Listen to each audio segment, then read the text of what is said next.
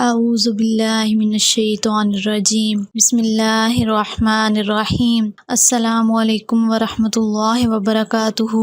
معزز سامعین کرام، امید کرتی ہوں آپ سب لوگ خیریت سے ہوں گے۔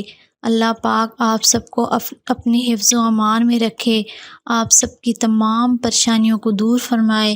اللہ کی ذات کسی کا محتاج نہ کرے، صرف اپنی ذات کا محتاج رکھے، آمین یا رب العالمین۔ معزز سامعین کرام، آج اس ویڈیو میں آپ کے لیے شادی کے لیے بہت ہی مجرب ترین عمل لے کر حاضر ہوئی ہوں۔ بہت سے خواتین و حضرات اس پریشانی کا اظہار کرتے ہیں کہ ان کی مرضی سے شادی نہیں ہوتی، گھر والے سارے راضی ہیں تو ایک بندہ خوش نہیں ہے اور وہ رکاوٹ بن رہا ہے۔ اگر بھائی راضی ہیں تو والدہ اور والد میں سے ایک راضی نہیں ہے، اور اگر والدین راضی ہیں تو بھائی یا بہن میں سے ایک مخالف ہو گیا ہے، اور لڑکی لڑکے کا رشتہ اس وجہ سے لٹک جاتا ہے کہ والد نہیں مان رہے، والدہ نہیں مان رہی، بھائی بہن نہیں مان رہے، یا فلاں رشتہ دار نہیں مان رہا۔ اب بعض اوقات اس وجہ سے عمریں گزر جاتی ہیں، سالوں سال بیت جاتے ہیں، اور اللہ تعالیٰ ان کو کئی سالوں آزمائش میں رکھتے ہیں۔ قلب یعنی دل میں محبت کا آ جانا کہ میری فلاں جگہ شادی ہو، یہ کوئی عیب نہیں، اس لیے کہ آپ صلی اللہ علیہ وآلہ وسلم نے خود اس چیز کا اظہار فرمایا کہ آپ اپنی اولاد کے رشتے کو پوچھ کر کریں، اس کی مرضی کے مطابق رشتوں کو مسلط نہ کریں۔ باپ کہے کہ میں نے فلاں جگہ رشتہ کر دیا ہے، اب تمہیں ادھر ہی شادی کرنی پڑے گی، تم انکار نہیں کر سکتے،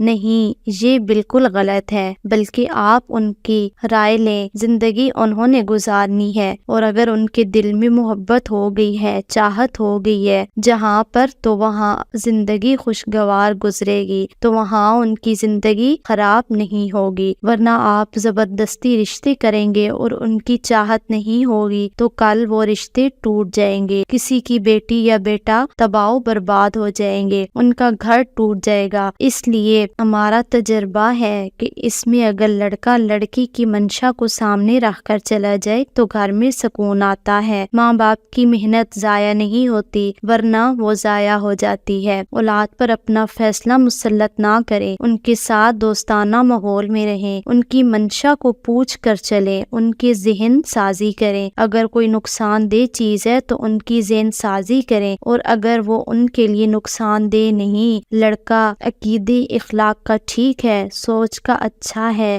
دینداری کے لحاظ سے ٹھیک ہے، تو آپ اس پر ان کا ساتھ دیں۔ اب لڑکا اور لڑکی یہ چاہتے ہیں کہ فلاں مان جائے، جو رکاوٹ ہے، تو اس کے لیے بڑا مضبوط عمل لے کر میں آج آپ کی خدمت میں حاضر ہوئی ہوں۔ سورۃ طٰہٰ کی آیت نمبر 36، یہ سورۃ طٰہٰ کا بہت مجرب اور مضبوط عمل ہے۔ سورۃ طٰہٰ کی آیت نمبر 36 کو آپ نے روزانہ پڑھنا ہے، اور آپ نے اس آیت کو 41 مرتبہ پڑھنا ہے، اور پڑھ کر دعا کرنی ہے، اور آپ نے کسی بھی کھانے پینے والی میٹھی چیز پر دم کر کے ان کو کھلا پلا دیں جن کی انکاری ہے، جو لوگ رکاوٹ ہیں۔ اگر دور کا کوئی نہیں مان رہا تو آپ اس کا تصور کر کے یا اس کی تصویر پر پھونک مار دیں اور اس کا تصور کر کے دم کریں۔ اب یہ 21 دن کا عمل ہے، آپ نے یہ عمل 21 دن تک کرنا ہے، اور آیت کا صرف یہ والا حصہ پڑھنا ہے۔